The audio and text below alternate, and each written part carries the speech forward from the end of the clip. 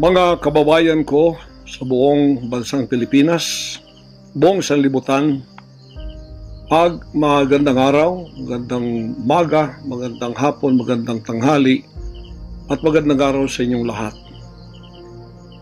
Ang pangungusap ko pong ito ay napakahalaga para sa lahat ng mga kababayan nating Pilipino na makikinig at manonood sa akin, although hindi nakikita ang mukha ko. Ito po si Pastor Apollo Kibuloy, ang appointed Son of God ng Kingdom of Jesus Christ, the name above every name. Sana po press conference ang tatawagin ko ngayon. Pero dahil nanganganib ang buhay ko, ay hindi po muna ninyo makikita ang aking pagmumukha. Ang akin lang po munang boses ang inyong maririnig. Mahalaga po ito na sasabihin ko sa inyo. Mga kababayan, mula po noong 2018, ako ay linigalig na at ang aking kongregasyon na walang dahilan ginawan kami ng kaso doon sa bansang Amerika. Sumunod kami sa batas. Kung kami may mga sinabi ng violations na hindi pa napatotohanan, yan po ay nasa kanilang federal court na. Kumuha kami ng 20 lawyer upang pag-usapan ang lahat ng kanilang akusasyon, which is about 43 counts. Lahat po yan ay mayroong 20 lawyers na nakatutok at meron na po kaming depensa. Naghihintay po ang aking mga lawyer sa Amerika at sa Pilipinas na simulan ang trial. Mulang 2018, pinospon. Ginawang 2020, pinospon. Ginawang 2022, pinospon. 2021, ganun din. 2023, sana ay po-postpone. Pinospon pa rin. Ngayon, hindi na po papayag ang judge. November 5, 2024, talaga pong itutuloy na. Ngayon, ako naman nandito sapagkat indicted din ako. Sealed indictment pa nga ng 3 taon, hindi ko alam ako indicted ako. So anytime pupunta ako doon, pupusasan na ako, hindi ko alam. Pero salamat naman sa Panginoon Diyos sapagkat hindi na ako pumalik doon at hindi nangyari yon.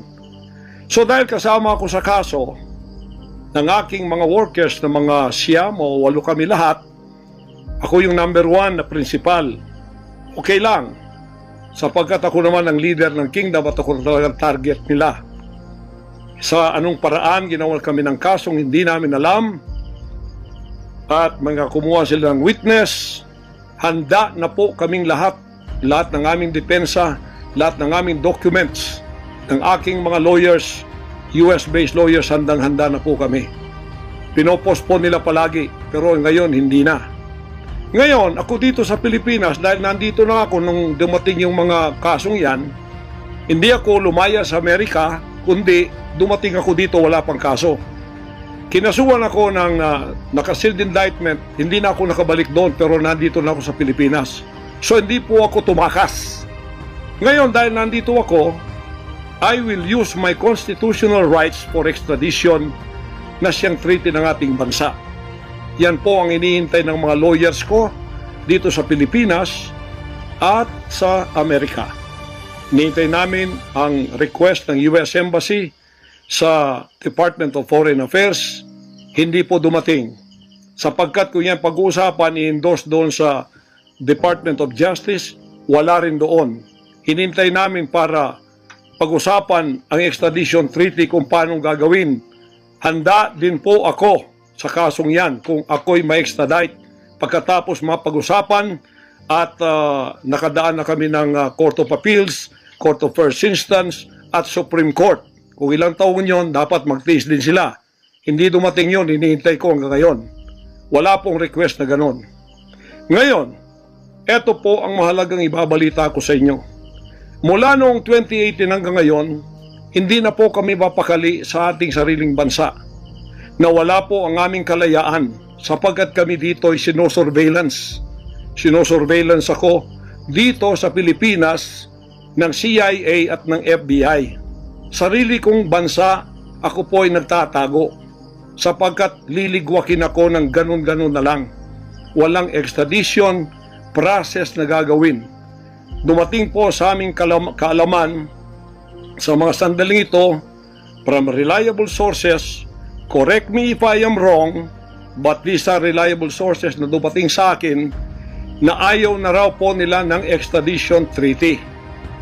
Ang kanila daw pong gagawin ng CIA, ng FBI, ng US Embassy at State Department, kasabwat ng ating gobyerno, ng Pangulong Marcos at ng First Lady at kung sino pa man ang nasa gobyerno, ako ay rendition ng kanilang gagawin.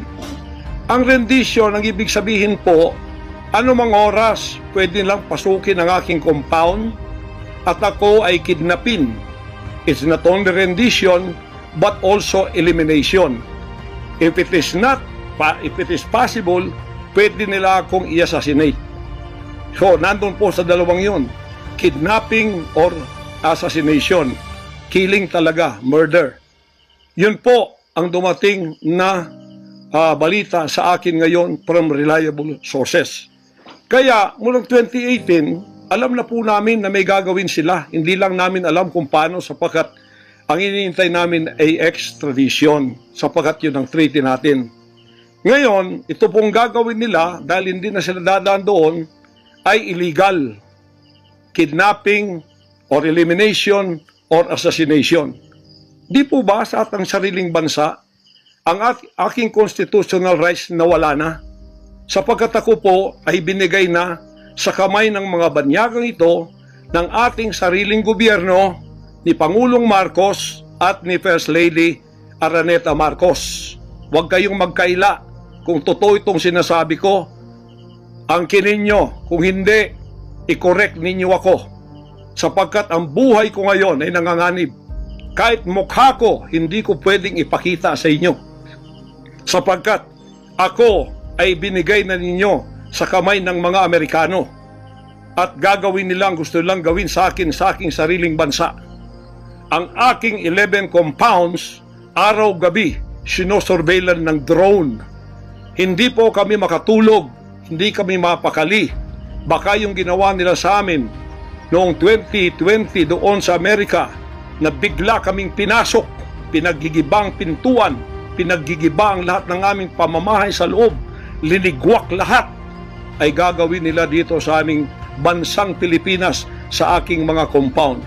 Saan man po ako naroroon, nandoon sila nakasurveillance sa akin at naghihintay na lang ng tamang pagkakataon upang ako ay kidnapin o kaya patayin o kaya i-assassinate na ganun-ganun na lang para mawala ako dito sa mundong ito. Na kanilang bakit ako naging hadlang, hindi ko alam. Hindi lang po yun mga kababayan, kundi ang aking leaders lahat kasama na sa elimination. Ito pong aking Board of Administrators, senior leaders, lahat po sila ay pwede na rin nilang patayin lahat. At pagkatapos hindi namin alam kung anong plano nila sa buong properties namin sa Kingdom Nation. Kahit bakit ganito sila kagalit at bakit ganito ang kanilang treatment sa akin na isang appointed son. Ang ministry ko po ay evangelizing the whole world with the Word of God. Hindi ko naman kasalanan ako'y maging kaibigan ng politikong tulad ni Pangulong Duterte, Vice President Sara. Taga Davao po kaming lahat. Lumaki kami lahat dito. Alam ko po ang aking mga kaibigan sila. Lumaki kami, mayor namin yan, prosecutor pa, naging congressman, naging president. Yan po ang aking pakikipag-ugnayan for nation building. Wala akong ibang interest sa bansang ito, kundi ang pagunlad. Ngayon, ako po ay inuusig. Ako po ay ginigipit. At ako po ay sinasaktan sa lahat ng paraan ng mga false accusation, false allegations na ayaw naman nilang pumunta sa korte. At pagkatapos, ayaw din nilang paharap itong mga false accusers na pinaggagawa nila to destroy my reputation para idamay sila Duterte family doon sa kapupuntahan ng mga investigasyong walang kakwenta-kwenta. Hinamon ko na kayo, punta kayo sa korte. Ayaw ninyo, ikaw, Risa Hontiveros, ikaw, kayong tatlo dyan na nasa kongresong puro leftist.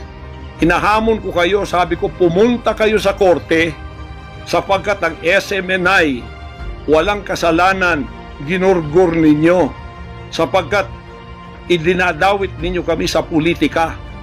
Nalis ninyo ang aming malayang pagpapahayag, ang aming press freedom, pati ang liberty ko na, ang aking freedom, ang aking constitutional rights. Wala na po. Palagi kaming nagtatago. Palagi kaming lumilingon sa likod namin sapagkat hinahabol kami. Nakapalibot sa amin ng mga CIA, alam namin yon. FBI nandyan din. Pinag-usapan na ito dyan sa State Department. At ang reliable sources dumating sa akin. Ang ulo ko po ngayon, may patong na $2 million or 100 million pesos ang ipinatong sa ulo ko. Baka yan ay madagdagan pa kung may maunang makapatay sa akin. Ano ang nangyayari sa bansa natin? Ngayon, mga kababayan, ay meron pa pong gagawin daw sila sapagkat meron na daw silang search warrant. Pagkatapos daw, isi-search ang aming lahat ng compound. At hindi daw kami papayagan na merong witness na sasama. At ang balita namin, kung ito'y totoo, sa reliable source ay nagsasabi na paplantingan daw kami ng bomba, guns, and drugs sa aming mga compound. Yan po ay aming babantayan. Sinabi ko na po muna sa inyo dito sa live na to para kung mangyari man ang mangyayari, sapagkat wala po kaming ganon, ay sila po may kagagawan nun. Ganito ka-evil ang kanila pong mga pag-iisip sa ngayon, masyadong desperado. Aywan ko kung bakit. Kung kayo nasa katotohanan, nasa kapangyarihan, bakit kayo natatakot? At huwag ninyo pasamahin ang aming mga abogado para sumama sa inyo sa pagsisearch. Kaduda-duda na yon. Hindi po pwede yun. Ano tayo? Bansang Hapon ng panahon ng giyera? Ano to, panahon ni Hitler? Na wala kaming pwedeng lawyer na sumama sa inyo? Kayo-kayo lang?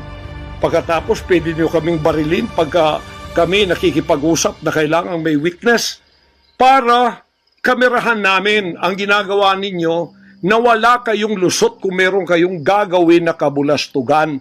At pagkatapos, ipapatong ninyo sa amin. Pagka ito'y totoo, we will resist you.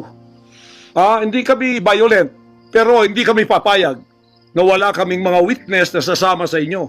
Lawyer at saka barangay captain ang hinihingi namin na magiging witness sa lahat ng search na gagawin ninyo sa lahat ng aming pamamahay, kwarto o kung ano.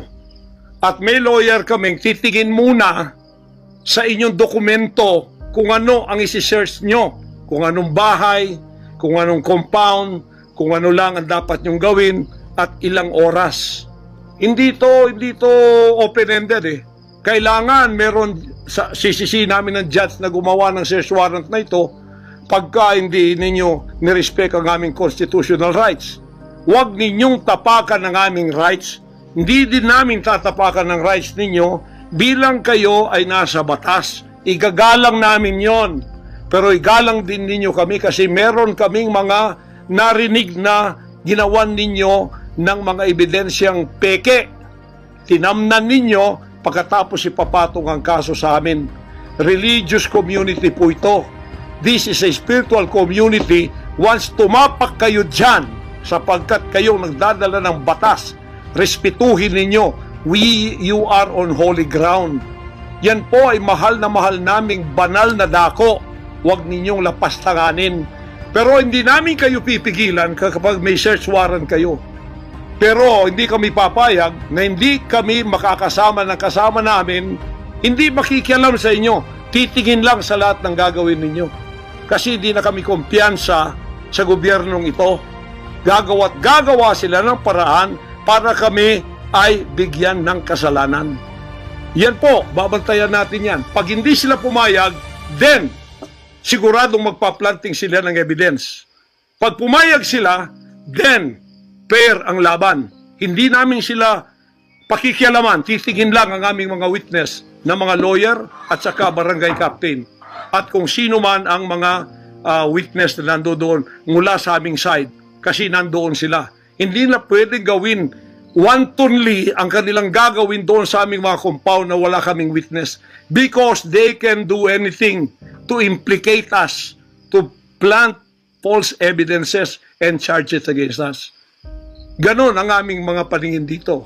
Kaya wag ninyo kaming pigilan para pantay ang laban natin, kasi nakikita namin na ang pamamahalang ito ay hindi na po matuwid.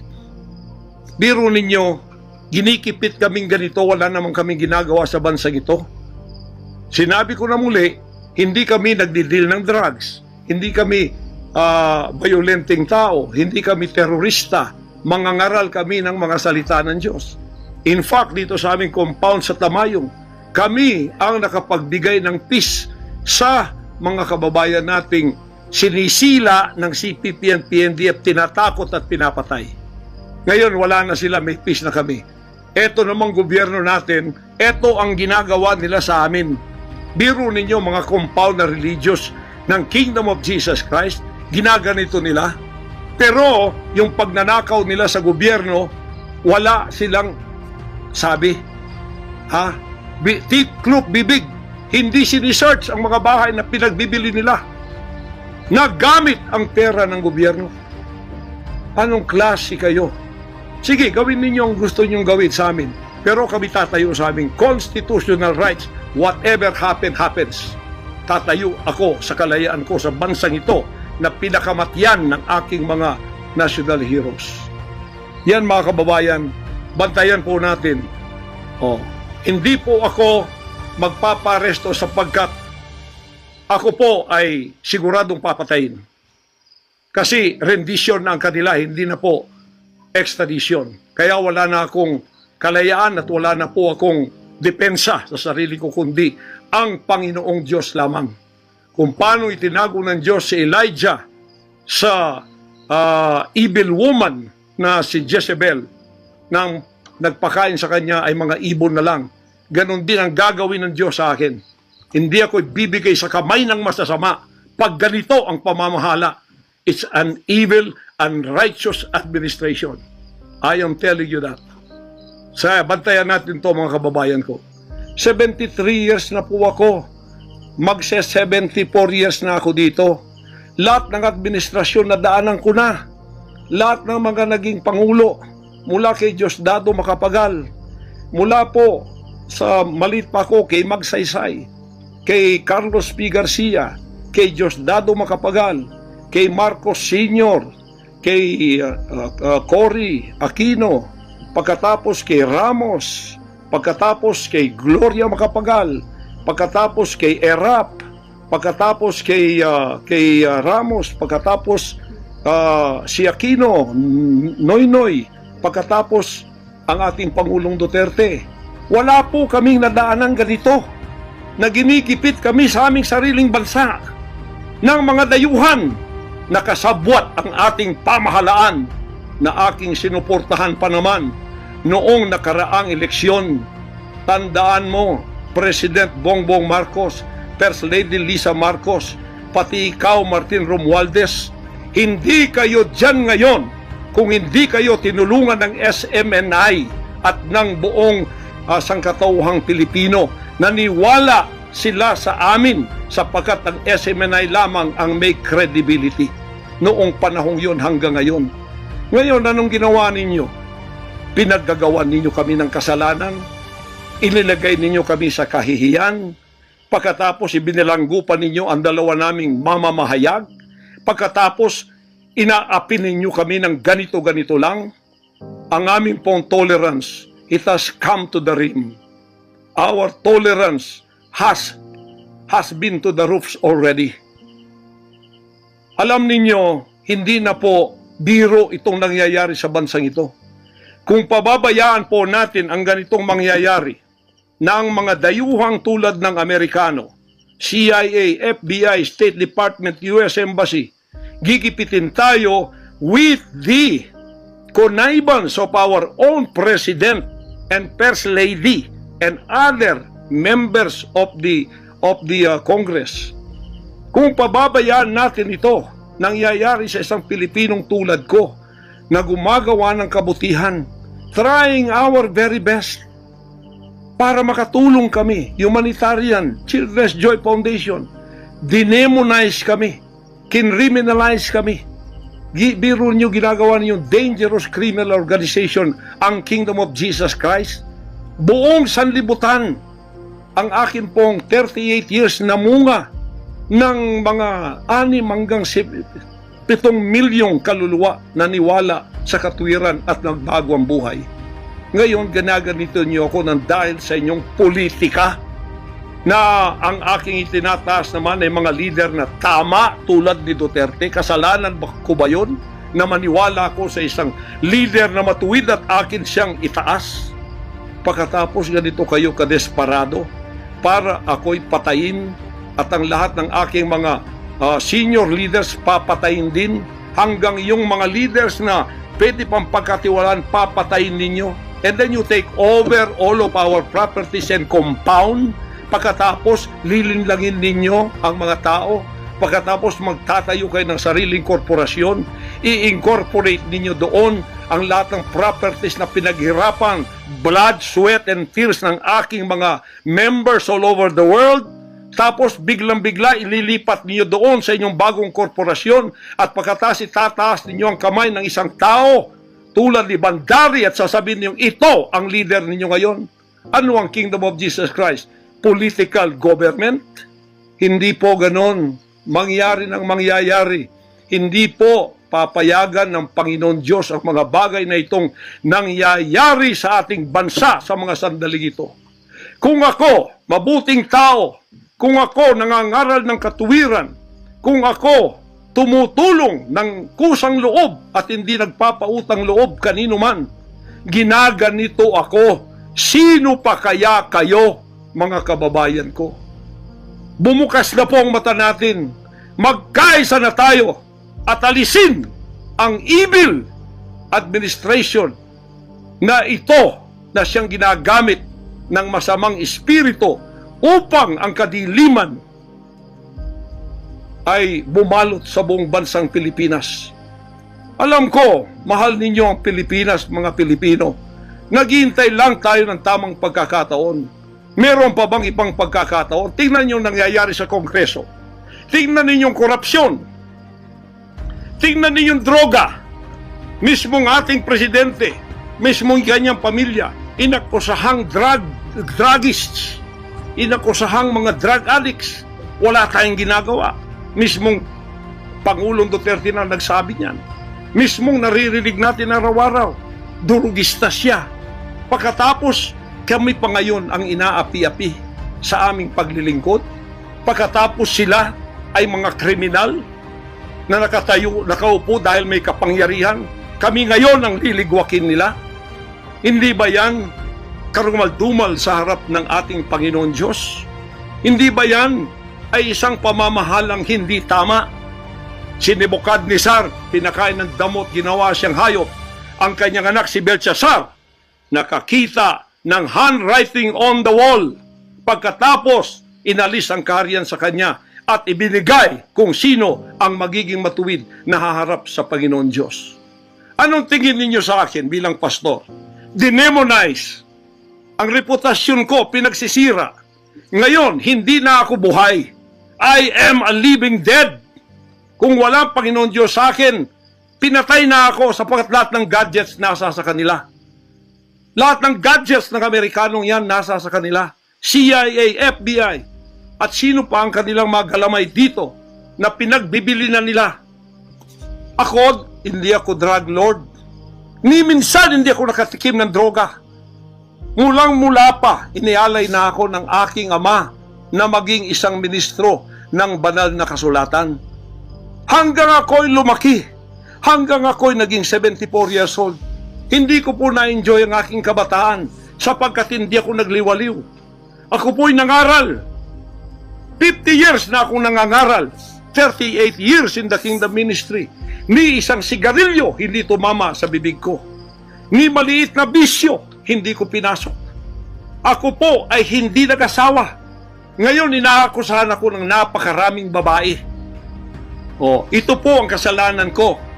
Pinayaman ako ng Panginoon Diyos, akala nila sa akin.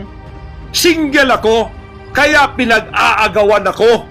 Pagkatapos na ako ay maghihindi, mapapahiya, ibabaliktad nila sa akin. Yan ang tinatawag kong Potiphar's wife syndrome. Hindi po ako nagsasalita ng ganito kasi mapahiya ang mga babaeng yan. Nag-aagawan sila. Mahirap man sabihin. Pinag-aagawan nila ako dahil nananawagan sa mga magulang, mayaman na tayo pag nangyari ito. Sabi ko, hindi mangyayari yan kasi dedicated ako eh. Napahiya, ngayon binayaran at ngayon binabaligtad ng lahat ng istorya. Mahirap pong sabihin ko ito kasi masisira ka ng pagkababae. Napilitan lamang ako sapagkat ang buhay ko po'y nanganganib. Anytime pwede na akong kidnapin kung nakita ang aking lair, ang aking hideout. Anytime pwede na akong ligwakin. Ang aking mga BOA leaders, hindi na po natutulog sa compound. Kung saan-saan na lang po mga membro kami natutulog. Doon sa mga payak na mga bahay, doon sa mga bahay na hindi kilala. Sapagkat lahat po kami nakalista na. Napapatayin, gugurgurin. Wala po silang takot kasi nasa kanila daw ang kapangyarihan. Mahal kong kababayan, nagtatago ako sa sariling bansa. Sariling mga compound namin na pinaghirapan.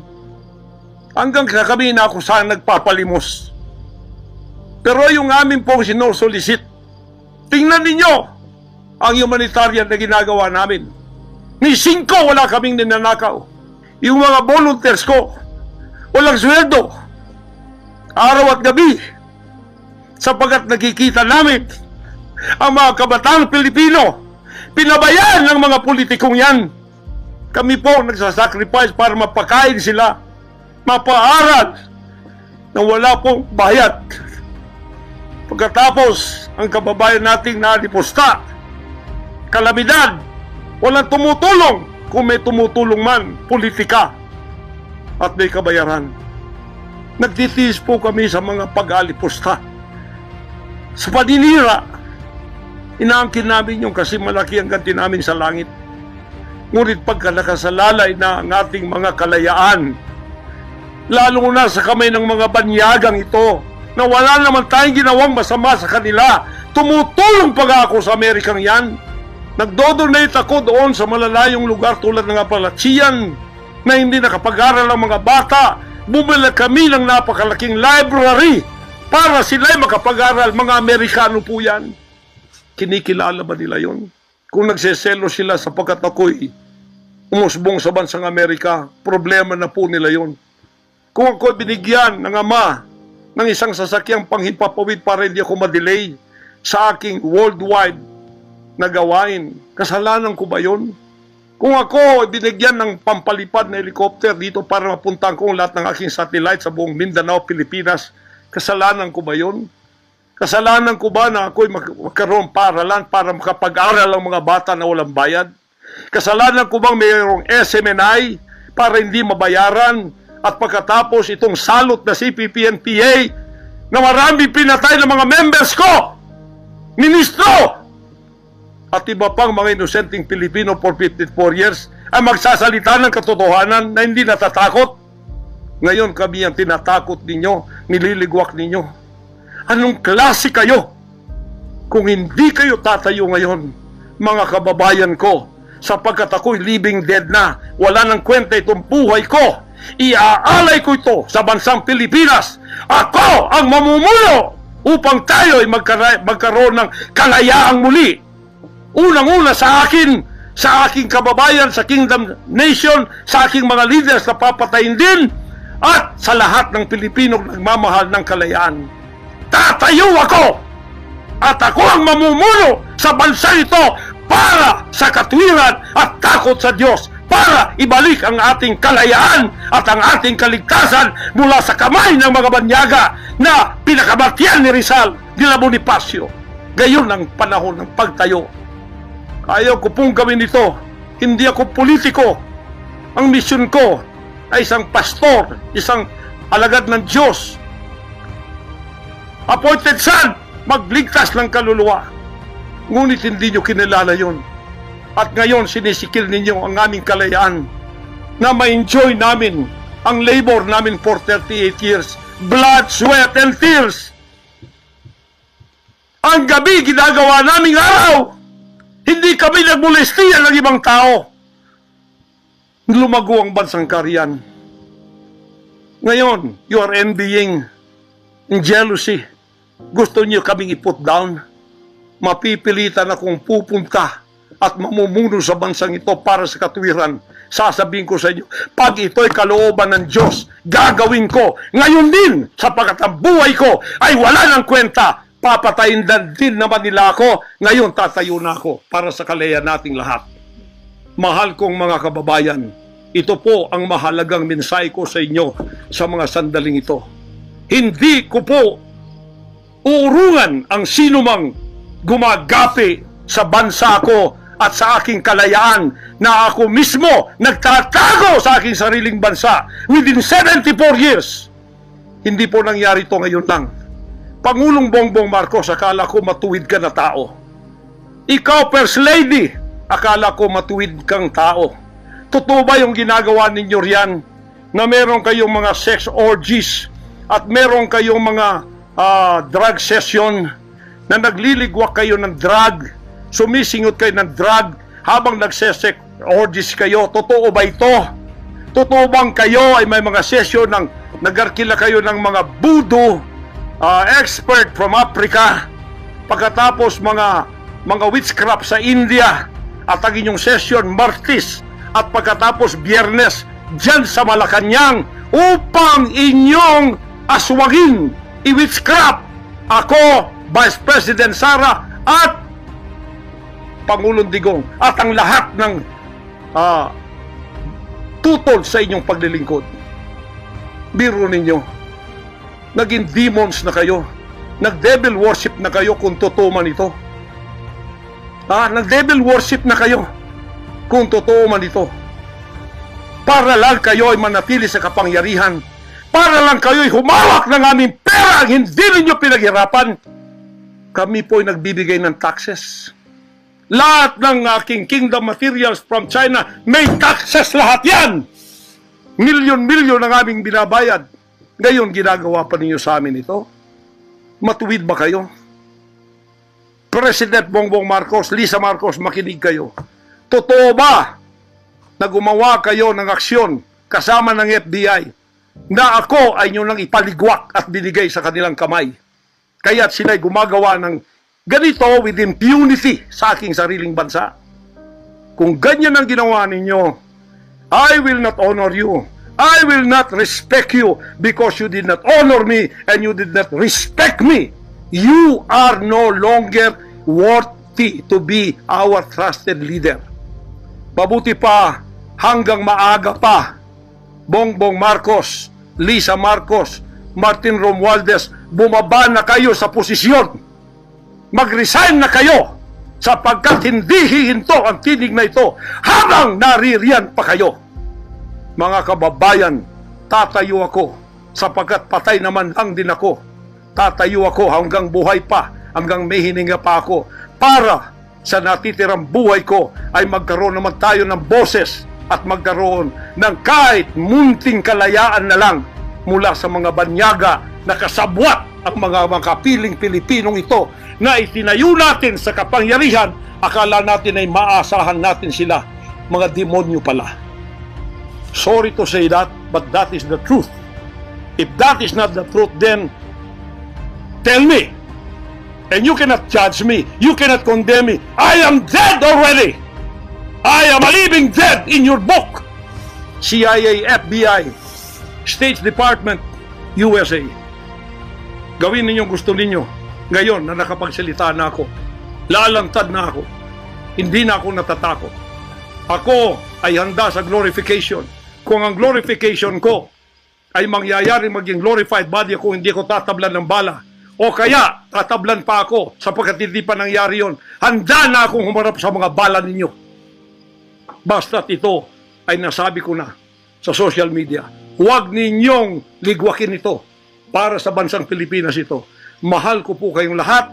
Pagpalain natin ang ating bansang Pilipinas. Pagpalain tayo ng ating buting Diyos. Pagpalain at ipigay natin ang lahat ng kapangyarihan sa Kanya. At tandaan ninyo ito, hindi mananaig ang kadiliman sa bansang ito habang may boses na ganito. Sumunod po kayong lahat at tayo ay magkaisa ngayon para itaas ang bandila ng kalayaan ng ating bansang ibinigay ni Rizal ang kanyang dugo. Ibinigay ng ating mga heroes ang kanyang dugo. Ngayon, itong mga slaves na to ay hawak ang liig nila ng mga banyaga at tayo ay ipinagbili na sa kanila. Hindi ako papayag hanggang ako'y may buhay at hilinga. Total, patay naman din ako sa inyong libro. Okay na ako sa buhay ko. Masaya na ako. Meron na akong accomplishment. Handang-handa naman ako pumunta ng langit noon pa. 50 years ago, I was ready to go to heaven because I have been there thousands of times and I saw my mansion there. Nandito lang ako para sa aking bansang Pilipinas, para sa kaligtasan ng mga kaluluwa sa buong sanlibutan. Yun lang ang dahilan kung bakit ako narito. Pero natatakot mamatay? Hindi po. Sapagkat ako'y nasa Kanya at siya'y nasa akin. Ano man ang mangyayari sa akin tulad ng aking amang si Jesus Christ, ipinako sa krus, ay handa po akong mag-alay na aking buhay sa isang worthy cause na sinasabi ko dito. Magandang gabi po, magandang araw sa inyong lahat. Hanggang dito lang, pagpalain tayo ng ating dakilang Ama. Sa Kanya lahat ang kapurihan at ang kapasalamatan at ang kaharian magpakailanman ay mananaig dito sa ating bansa at sa buong sanlibutan. To God, our Jesus Christ, be the glory forever. Amen.